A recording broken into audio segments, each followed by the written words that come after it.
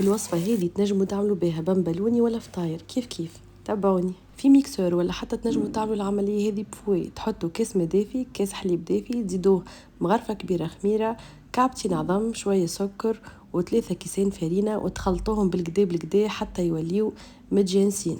ومن بعد في حاجة واسعة وغارقة باش نجمو نعجنو، نصبوا الميلانج اللي خلطناه 2 كيسين فرينة ومغرفة صغيرة ملح، ونقعدوا نعجنوا فيه بالطريقة هذه، خاطر العجينة راهي تكون طرية كيما تشوفوا فيها وتتلصق.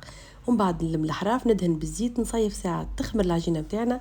نعاود نكرر نفس العملية بطريقة العجنين هذه باش ندخلوا الهواء والعجينة بتاعنا تولي ليس. مدة العجنين كل مرة راهي ما تفوتش 5 دقائق. تعملوها هكا بزربة حتى لين تحسوا عجينتكم ولات ليس. هذه اخر مرة، هي المرة الثالثة باش نعاودوا نعجنوا بنفس الطريقة اللي وريتها لكم من الاول. نلفوها ونغطيوها ونخليوها تخمر.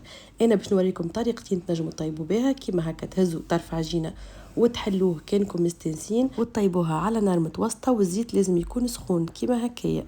والا باش نوريكم طريقة اخرى، تقسموا العجينة متاعكم لكعابر. العجينة تعملكم حسب التقريب 9 كعبات بمبلوني صغار، وتهزوا بالوحدة وتطيبوا في زيت يكون سخون كما قلت لكم المرة الأولى.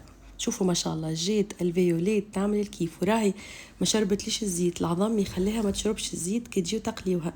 جربوها وتفكروني.